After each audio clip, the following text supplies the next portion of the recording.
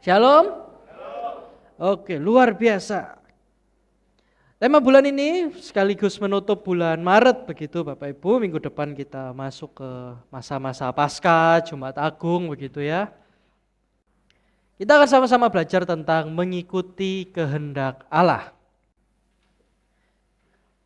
Bapak Ibu, jemaat, rekan-rekan, teman-teman sekalian pasti sadar sebulanan ini kita bahas terus mengikut kehendak Allah, mengikut kehendak Allah, mengikut kehendak Allah.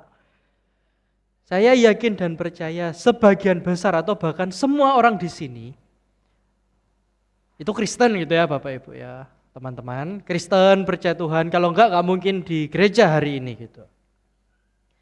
Saya juga percaya kita bukan orang yang enggak tahu apapun soal kehendak Tuhan. Saya percaya kita semua paling tidak tahu kehendak Tuhan. Ya yang paling dasar lah ya, kasih Tuhan Allahmu, kasih sesamamu, lakukan 10 perintah Allah, kalimat-kalimat Yesus saat khotbah di bukit. Kita semua tahu kehendak Tuhan. Mungkin gak taunya itu ya 10-20% gak tahu, tapi sebagian besar kita itu tahu. Yang jadi masalah adalah tahu saja tidak membuat kita mau menaati dengan sepenuh hati. Tahu saja tidak berarti otomatis kita taat sama kehendak Tuhan. Kita melakukan kehendak Tuhan, mengikuti kehendak Tuhan dengan sepenuh hati. Maka dari itu Bapak Ibu, teman-teman sekalian, sebelum kita mulai, kita nanti akan lihat salah satu kisah di Alkitab di mana ada orang yang mengikuti kehendak Tuhan, tapi tidak full. Ikut sih, ngelakuin sih, tapi pilih-pilih gitu Bapak Ibu, teman-teman sekalian. Sebelumnya saya mulai dengan sebuah cerita. Ada sepasang suami istri, mereka jadian, kenalannya itu dicomblangin lewat aplikasi, sudah bukan lewat mak comblang gitu ya, tapi apps comblang gitu Bapak Ibu ya. Mereka kenalan, dalam waktu yang singkat, sebulan 2 bulan mereka merasa cocok dan menikah. Mereka tinggal serumah, dari latar belakang yang gak terlalu kenal dalam, sebagian besar cuma lewat aplikasi begitu. Sang istri tanya ke sang suami, "Pak, kelihatan gelas minumku enggak?" Pertanyaannya jelas ya, "Pak, lihat gelas minumku enggak?" Berarti jawabannya lihat atau tidak lihat. Yang dilakukan suami karena dia baru menikah, merasa suami itu enggak boleh cuman dijawab, tapi harus act of service, harus melayani istri gitu ya. Sang suami nyari gelasnya di mana, puter dapur, puter ruang tamu, enggak kelihatan. Yang harusnya dia jawab, "Oh iya Ma, enggak kelihatan, titik, masalah beres." Sang suami merasa, enggak kompeten dong aku cowok cuman bilang enggak kelihatan. Aku ambilin gelas baru, aku isiin minum, nih suami istriku pasti haus nih, aku ambilin minum, aku kasih es batu, aku bawain ke istriku.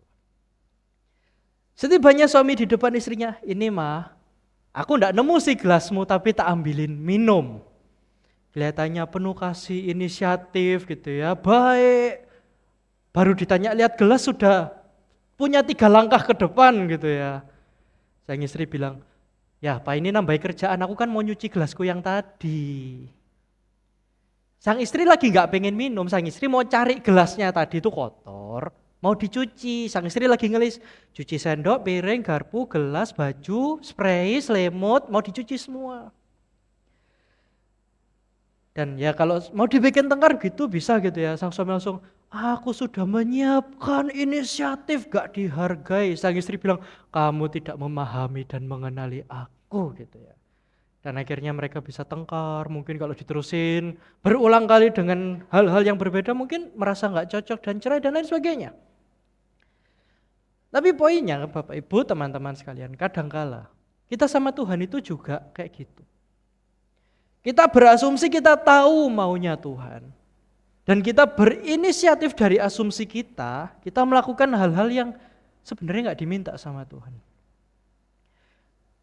Dan waktu ketahuan kalau kita itu berasumsi, kita inisiatif yang salah, respon kita bukannya, "Oh aku salah ya, oke sorry." Tapi respon kita adalah, lah tak pikir kan ini maunya Tuhan. Lah tak pikir kan ini. Saya lumayan gedek gitu ya Bapak Ibu, teman-teman sekalian, kalau ketemu orang nggak tanya, berasumsi, terus gerak-gerak sendiri salah, bukannya minta maaf malah, lah tak pikir kamu maunya ini, ya terimaan, aku sudah inisiatif terimaan, makasih yo ke aku. Bukannya, oh sorry ya aku salah nangkep, aku salah berasumsi, aku nggak konfirmasi, minta maaf, enggak. Responnya malah, loh tak pikir kamu maunya ini, ya terimaan, kamu gak menghargai aku dan lain sebagainya gitu ya Bapak Ibu.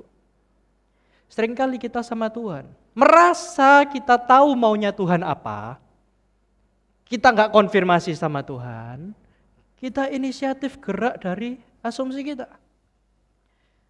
Dan itu kalau kebablasan Bapak Ibu teman-teman, saya sering pakai kata yang diksi yang sering saya pakai adalah kita sedang ngefitnah. Tuh Livi sering ngomel gitu ya, dia kalau sudah punya asumsi terus gerak, gak konfirmasi, bikin inisiatif sendiri, gak cocok. Terus alasan yang dilemparkan adalah, loh tak pikir maumu ini. Situ saya bilang, kamu ngefitnah aku gak mau itu gitu. Dan langsung Livi sama saya berkelahi gitu ya Bapak Ibu, karena dia merasa, aku gak ngefitnah, ini loh aku niat baik dan lain sebagainya. Bukannya tambah beres, tambah runyam gitu Bapak Ibu. Kadang-kadang kebalik, saya yang gitu, lu tak pikir kamu maunya ini, terus dia bilang saya ngefitnah dia, terus kita tengkar lagi gitu Bapak Ibu ya. Di tengkarnya saling mengenal diri, endingnya baik-baik, bukan tengkar terus runyam gitu Bapak Ibu. Tapi seringkali sama Tuhan pun kita berasumsi kita tahu maunya Tuhan. Seringkali kita inisiatif melakukan maunya Tuhan versi kita membuat asumsi, oh Tuhan itu seneng loh kalau aku begini. Padahal belum tentu itu yang diminta oleh Tuhan. Maka dari itu kita akan sama-sama belajar dari 1 Samuel pasal yang ke-15. Tapi tidak saya baca semua, ayatnya hampir 30 Bapak Ibu. Saya bacanya loncat-loncat saja. 1 Samuel 15 ini 2 pasal setelah Saul tidak sabar nunggu Nabi Samuel datang. Saul mempersembahkan korban dengan cara dia sendiri, dia ditegur Samuel. Itu 2 pasal sebelumnya. Kita maju 2 pasal. Saul dapat perintah, di ayat 3 dikatakan, jadi pergilah sekarang, kalahkanlah orang Amalek, tumpaslah segala yang ada padanya, dan janganlah ada belas kasihan kepadanya. Bunuhlah semua laki-laki, perempuan, kanak-kanak, anak-anak yang menyusu, lembu, domba, unta maupun keledai. Perintah Tuhan jelas. Saul pergi ke Amalek, bangsa yang memang harus dihukum dan Israel dipakai Tuhan untuk menghukum Amalek. Musuh bebuyutannya Israel dari Keluaran disinggung terus bangsa Amalek. Waktunya kita menghabisi, menghukum bangsa Amalek. Perintah Tuhan jelas, habisi semua. Laki, perempuan, anak, hewan, lembu, domba, unta, keledai. Semuanya habiskan. Perintah Tuhan jelas, habiskan semua. Lalu kita lihat kisahnya Saul berperang, Saul menang, Saul menghabisi hampir semua. Ya sudah dikatakan, tetapi Saul dan rakyat itu menyelamatkan Agag, raja Amalek, dan kambing, domba, lembu yang terbaik dan tambun. Pula anak domba dan segala yang berharga, tidak mau mereka menumpas semuanya. Saul diminta untuk menghabisi semua. Tapi Saul mengambil bagian yang terbaik. Rajanya diambil, lembu domba yang tambun, baik, anak domba yang masih bagus-bagus, tidak dihabiskan. Ayat 13, ketika Samuel sudah tahu berita itu, Tuhan berpesan ke Samuel bahwa Tuhan tidak berkenan kepada Saul. Saul mendukakan hati Tuhan, Saul dicabut sebagai raja. Tuhan tidak berkenan lagi kepada Saul. Dan Tuhan berperintah kepada Samuel, ngomong ke Saul. Samuel jalan, ayat 13, Samuel ketemu dengan Saul. Saul berkata, diberkatinya kiranya engkau Samuel oleh Tuhan. Aku telah melaksanakan firman Tuhan. Saudara bayangkan Saul itu sambil petenteng-petenteng gitu ya. Wah menang aku. Aku melaksanakan perintah Tuhan. tak habisin sesuai perintah Tuhan, Amalek kita pukul telak. Tetapi kata Samuel, kalau begitu apa bunyi kambing domba yang sampai ke telingaku dan bunyi lembu-lembu yang kudengar? Saya yakin Bapak Ibu, kalau domba kambingnya 1 biji, gak kedengeran. Tapi karena Saul ngambil yang terbaik di Amalek, satu bangsa, nggak mungkin 1-2 biji, pasti itu bisa jadi 1 kandang penuh Bapak Ibu. Jawab Saul di ayat 15, semuanya itu dibawa daripada orang Amalek sebab rakyat Israel menyelamatkan kambing, domba, lembu yang terbaik dengan maksud mempersembahkan korban kepada Tuhan Allahmu Samuel. Tetapi selebihnya telah kami tumpas. Saul gak bilang, oh eman itu kita buat pembubaran panitia perang. Kita makan-makan lembu, domba, unta, kambing, semua kita makan-makan, kita pesta. Saul gak bilang kita makan-makan pesta. Alasan Saul adalah rakyat berinisiatif mengumpulkan yang terbaik, mau dipersembahkan ke Tuhanmu Samuel. Ini lo buat Tuhanmu gak tak aku nurut loh sama perintahmu, yang lain tak habisin. Ini justru aku inisiatif nambahi meringankan pekerjaan Samuel. Kita menyiapkan korban ucapan syukur, hewan-hewan terbaik yang tambun. Kamu gak usah pusing, kita siapin. Kelihatannya rohani, kelihatannya baik, suci. Saul jadi orang paling kudus ngalang-ngalangin nabi gitu ya, dia sudah mikir, oh nabi nanti mempersembahkan korban, imam nanti perlu korban-korban ini, tak siapin. Tapi kalau saudara baca ayat 19, Samuel berkata, mengapa engkau tidak mendengarkan suara Tuhan? Mengapa engkau mengambil jarahan dan melakukan apa yang jahat di mata Tuhan? Lihat, mengambil hewan-hewan yang terbaik untuk korban kepada Tuhan, bagi Tuhan adalah hal yang jahat di mata Tuhan. Saul gak sedang korupsi buat dirinya sendiri, tapi buat Tuhan. Tapi apa kata Tuhan? Itu adalah hal yang jahat di mata Tuhan. Lalu kata Saul kepada Samuel, aku memang mendengar suara Tuhan dan mengikuti jalan yang telah disuruh Tuhan kepadaku. Dan aku membawa Agag, raja orang Amalek, tapi orang Amalek kutumpas. Tetapi rakyat mengambil dari jaran itu kambing, domba, lembu yang terbaik yang dikhususkan untuk ditumpas, untuk dipersembahkan kepada Tuhan Allahmu Samuel. Saul ditegur, dibilang itu jahat, dia bukan, oh sorry, oke, ya wes, nih kita sembelih bareng-bareng ya, kita habisin ya, gak ada lagi jarahan Amalek. Enggak, dia lempar bahwa itu inisiatif para rakyat. Untuk kamu loh Samuel mempersembahkan korban, untuk imam-imam mempersembahkan korban. Gak jahat itu, justru baik. Harusnya Tuhan senang sama inisiatif Saul. Dari ayat yang kita baca, kita bisa lihat bahwa menaati kehendak Tuhan, mengikuti kehendak Tuhan, bisa jadi sesuatu yang kelihatannya rohani, kelihatannya baik, tapi di mata Tuhan sesuatu yang jahat. Sesuatu yang bobrok melawan perintah Tuhan, dikemas dengan sesuatu yang kelihatannya suci, kudus, dengan hati yang tulus untuk Tuhan. Maka dari itu kita bisa lihat, Saul adalah raja yang dipilih Tuhan. Saul dipanggil, diurapi, dipercaya, diberi tanggung jawab. Tapi dari ayat ini kita bisa lihat, bukan sekali 2 kali Saul berkali-kali gagal untuk mengikuti kehendak Tuhan. Diperintahkan untuk tunggu Samuel Nabi itu datang buat mempersembahkan korban, gak sabaran. Orang-orang pada ngomel, dia yang persembahkan korban.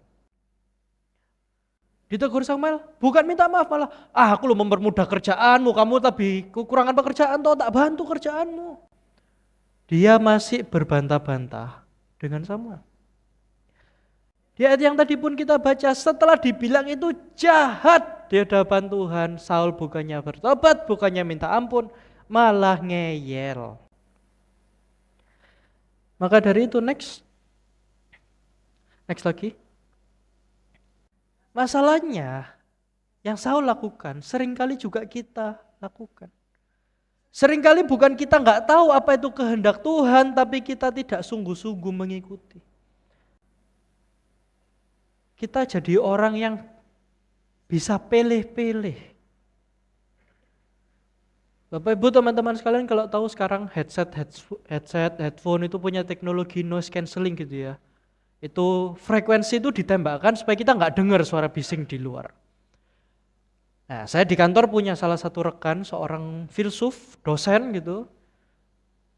Itu kalau kita ajak ngobrol, satu topik selesai. Posisi saya masih di sini, dia masih di depan saya. Ganti topik lain, tiba-tiba bisa-bisa dia enggak ingat, enggak dengar, enggak tahu saya ngomong apa.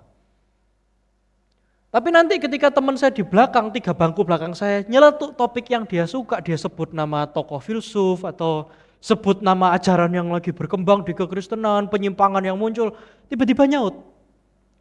Saya di depannya lagi ngobrol. Tiba-tiba saya ngobrol, oh ya apa kerjaanmu? Dia istrinya punya toko sepatu dan lain sebagainya, tanya-tanya sepatu. Ngobrolin sepatu mudeng karena orangnya suka lari, dia suka gonta-ganti sepatu, ngikuti perkembangan sepatu gitu ya. Tapi begitu saya tanya, tema khotbah bulan depan ya apa ya? Hening, diem gak nyaut. Tiba-tiba dia nyaut yang di belakang, oh aku kenal filsuf itu. Padahal saya di depannya Bapak Ibu ngobrol. Baru titik habis bahas sepatu, saya ngobrol topik lain. Seakan-akan telinganya itu punya filter gitu ya. Kalau sound system itu ada fitur cut off frekuensi sekian tuh langsung hilang gitu. Kadang-kala kita jadi orang juga pilih-pilih telinganya. Kita pilih-pilih, aku mau dengar perintah Tuhan yang ini, tak lakuin. Kalau perintah Tuhan yang itu, nggak tahu, kayak nggak ada di Alkitab deh ayat itu, nggak ada.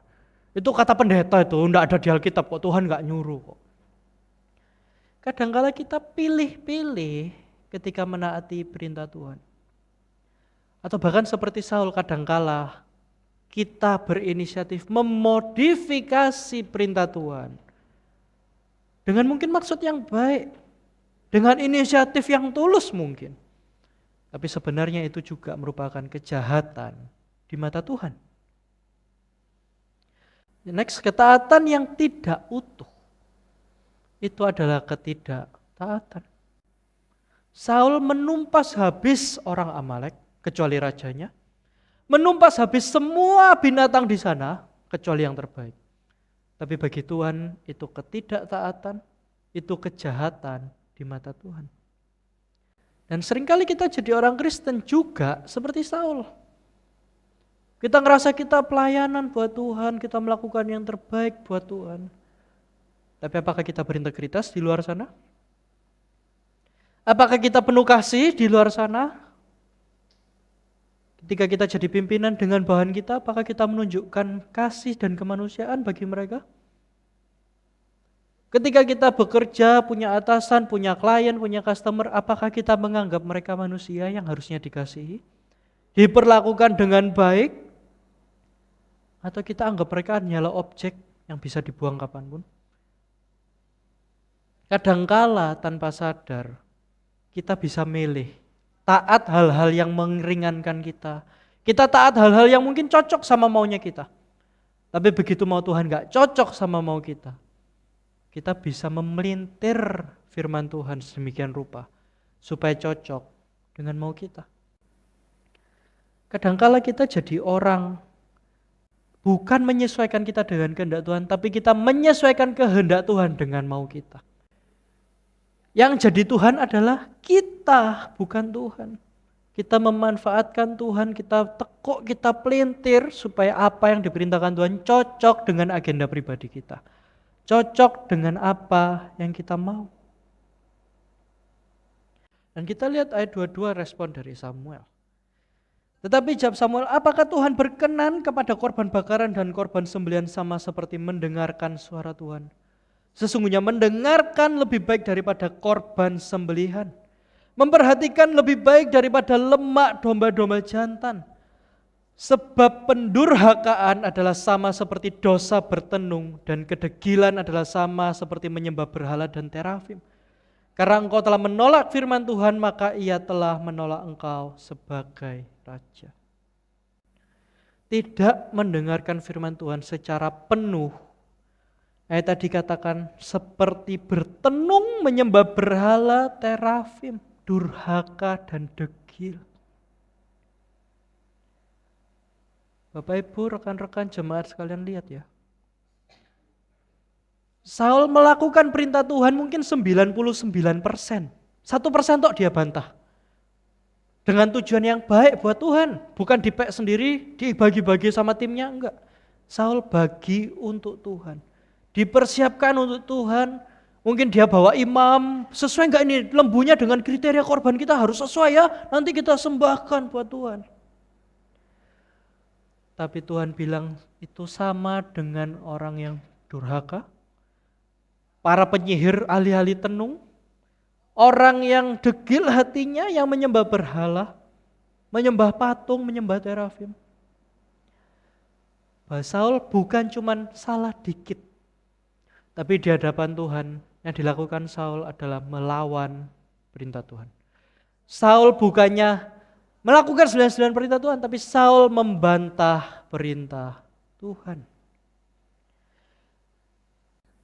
Tuhan menyatakan bahwa yang terpenting adalah mendengar dan memperhatikan. Bisa di next. Kata mendengar yang dipakai punya kata yang sama dengan Shema Israel. Dengarlah orang Israel bahwa Tuhan itu Allahmu, Tuhan itu Esa. Kasihlah Tuhan Allahmu dengan segenap hati, jiwa, pikiran, kekuatanmu. Bukan cuma dengar yang lewat, tapi perhatikan, simak baik-baik. Dan kalau saudara mungkin belajar budaya di Israel, ketika Shema itu diberikan, dibunyikan dalam hari-hari mereka, semua orang berhenti dan mendengarkan. Bukan cuman, oh ya aku dengar ada suara Shema lagi bunyi, lagi diberitakan. Mereka berhenti, memfokuskan diri untuk benar-benar mendengarkan. Bukan cuman dengar, tapi mendengarkan dengan sungguh-sungguh. Sampai meninggalkan segala sesuatu yang sedang dikerjakan untuk fokus, mengkhususkan dirinya untuk mendengar perintah Tuhan. Dan kata memperhatikan yang dipakai bukan cuma menyimak, memperhatikan, tapi seperti seorang murid yang menyimak gurunya sedang memberikan materi. Seorang pelayan yang siap sedia standby gercep gitu Bapak Ibu kalau majikannya minta sesuatu. Kata memperhatikan di sini bukan cuman oh ya aku tahu. Tapi siap sedia pasang posisi ketika Tuhan berbicara, ketika Tuhan menyampaikan perintahnya, gerak. Ketika Tuhan menyampaikan maunya, lakukan. Standby posisi siap. Mendengar dan memperhatikan, bukan cuman asal dengar, bukan cuman ya tahulah Tuhan mau ini. Tapi dalam posisi kita standby siap gerak. On the spot saat itu juga. Di sini Samuel sedang menunjukkan bahwa ini begitu penting, bahwa ini adalah pusat hidup orang percaya. Samuel membandingkan bahwa korban bakaran, korban sembelihan, korban persembahan, yang awalnya adalah pusat peribadahan orang Israel. Sampai kitab imamat, kitab ulangan berisi tentang aturan korban ini, korban itu, korban ini, korban itu, kapan korban ini, metodenya gimana. Samuel bilang bahwa mendengar dan memperhatikan firman Tuhan lebih baik daripada korban sembelihan. Lebih baik daripada lemak domba-domba yang dicintai dan disukai Tuhan. Samuel menunjukkan bahwa korban yang kelihatannya sentral, utama, nomor 1 harus dilakukan. Itu kalah penting daripada mendengarkan, memperhatikan, melakukan kehendak Tuhan. Dan dari sini kita bisa lihat bahwa Samuel pun menyampaikan pesan Tuhan bahwa Saul tidak lagi jadi raja. Bahwa Saul ditolak sebagai raja. Bukan karena domba lembunya ada cacat. Tapi karena hati Saul yang mengatur Tuhan. Hati Saul yang ingin ngubah maunya Tuhan sesuai dengan maunya dia. Bukan dia yang berusaha mengikuti kehendak Tuhan, tapi bagaimana kehendak Tuhan bisa tak sesuaikan dengan mauku. Maka next pertanyaan yang terpenting bukan apa yang saya lakukan untuk Tuhan, tetapi apakah saya menaati Tuhan. Apakah saya benar-benar duduk, mendengar, dan siap siaga pada perintah Tuhan? Atau saya hanya pokoknya melakukan yang kelihatannya menyenangkan Tuhan? Yang kelihatannya enak bagi Tuhan, menyenangkan hati Tuhan, tak lakukan semuanya, bahkan ketika itu bertentangan dengan perintah Tuhan. Saul diperintahkan untuk menghabisi semuanya, tapi dia mengganti dengan bilang, lah katanya Tuhan suka korban kan, tak siapin loh korbannya. Ini kan maunya Tuhan toh. Tuhan kan mau lemak, mau korban sembelihan, ini maunya Tuhan. Bapak Ibu Saudara sekalian, saya pernah ketemu ada orang dia baru mulai pekerjaan gitu ya, mulai ngerintis usaha.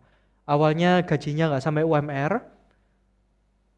Dia cerita, dulu waktu saya kerja kantoran dengan gaji yang nggak sampai UMR, saya itu tulus loh ngasih buat Tuhan.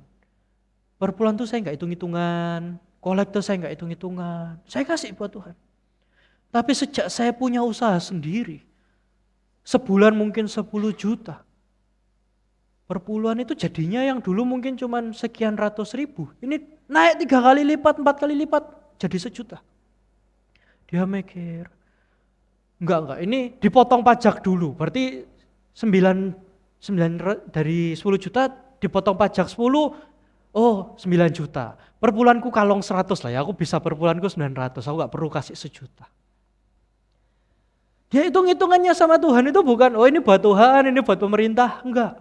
Oh ini dipotong, oh netku berapa, oh ini dipotong BPJS, dipotong iuran, dipotong ini, oh tinggal 4 juta, nah per bulanku gak perlu 900 juta, 400 aja cukup buat Tuhan.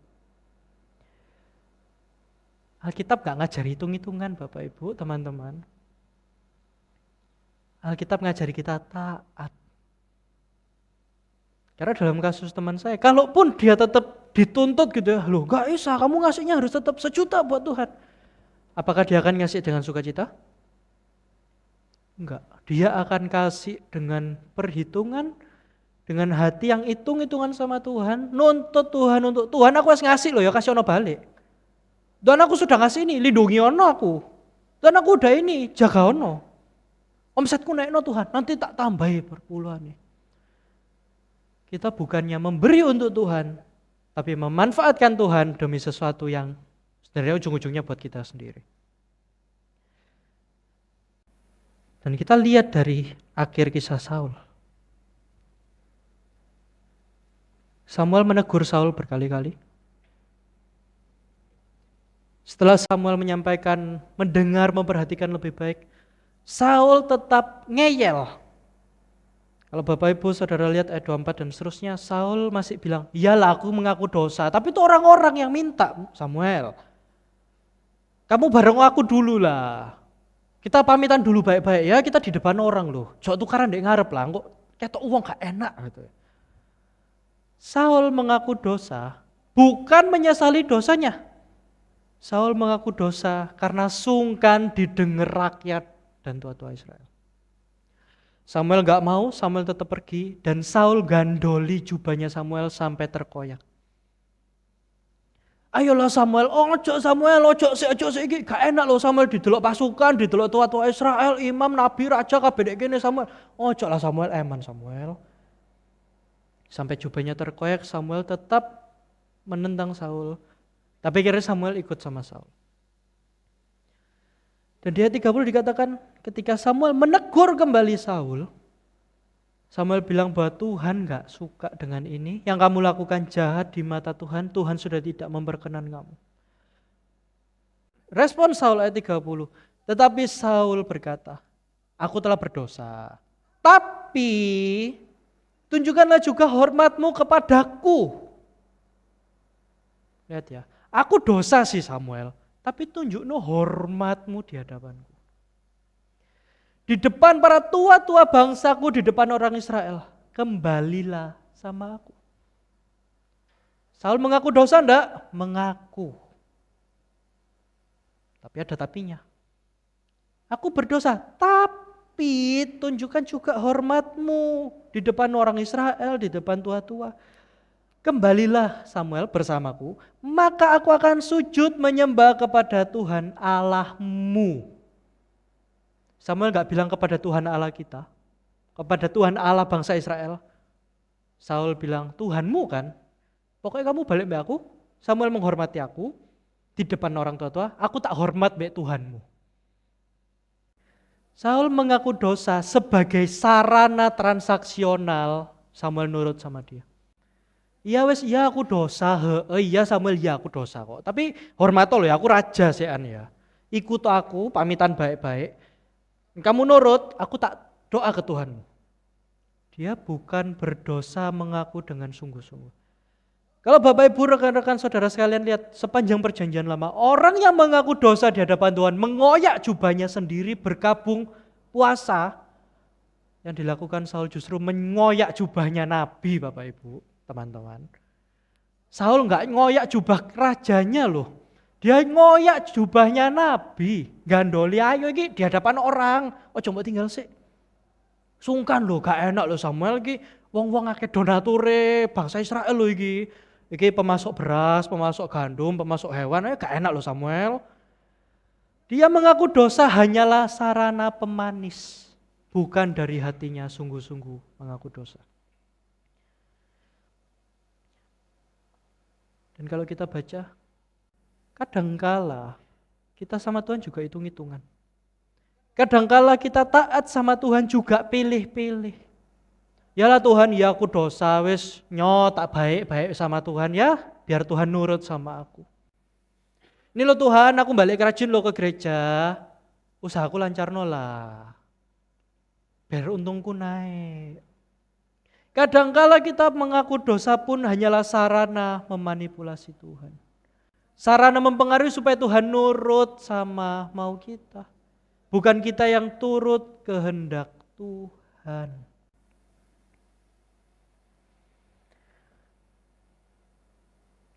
Dan kita kalau baca lanjutannya kita lihat bahwa pada akhirnya ini titik terakhir Samuel bertemu dengan Saul.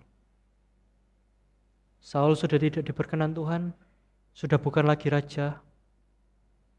Dan sampai akhirnya tidak akan bertemu lagi Samuel dengan Saul.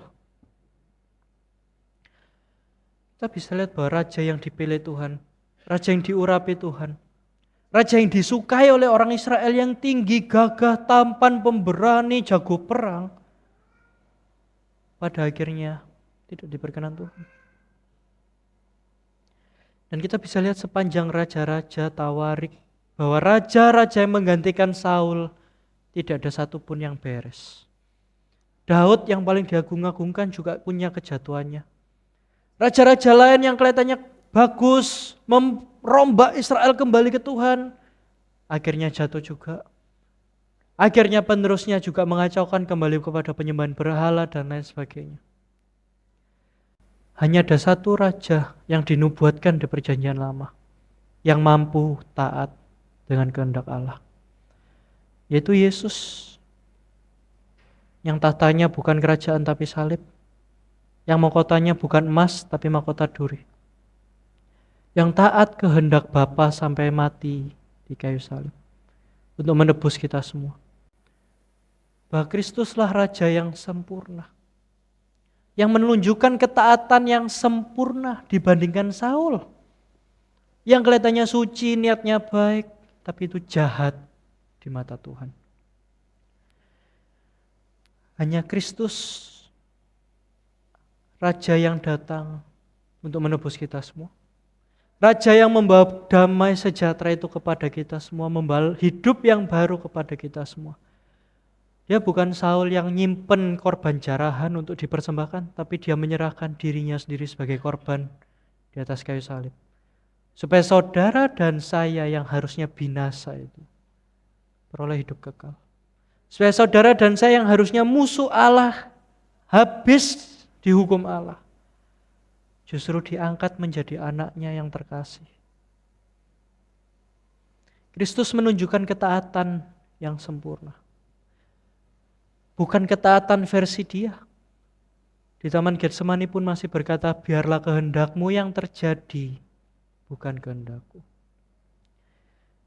Ketika kita berbicara menuruti kehendak Tuhan, kita perlu ingat bahwa kita dipanggil bukan cuma mendengar, tahu, ngerti, tapi kita dipanggil untuk berjalan dalam kehendak Tuhan. Saya undang tim pemusik PAW bisa maju.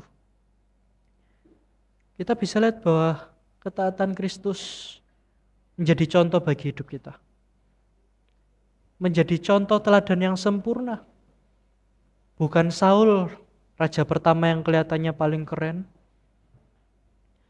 Kelihatannya paling berkuasa, paling meyakinkan.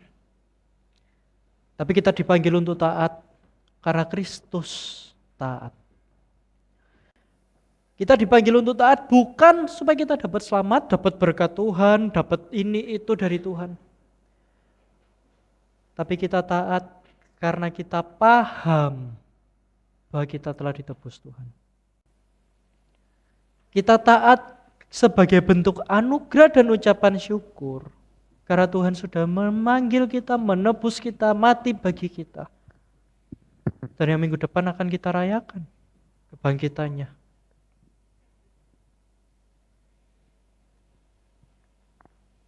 Maka rekan-rekan sekalian, firman Tuhan ngajak kita untuk berhenti sejenak, bertanya jujur ke diri kita masing-masing. Di area mana sih kita pilih-pilih sama Tuhan? Dalam hal apa sih kita perhitungan sama Tuhan? Kita bikin asumsi tanpa kita tanya ke Tuhan. Kita merasa Tuhan senang dengan mau kita, tapi kadangkala kita sebenarnya sedang memelintir Tuhan untuk nurut mau kita.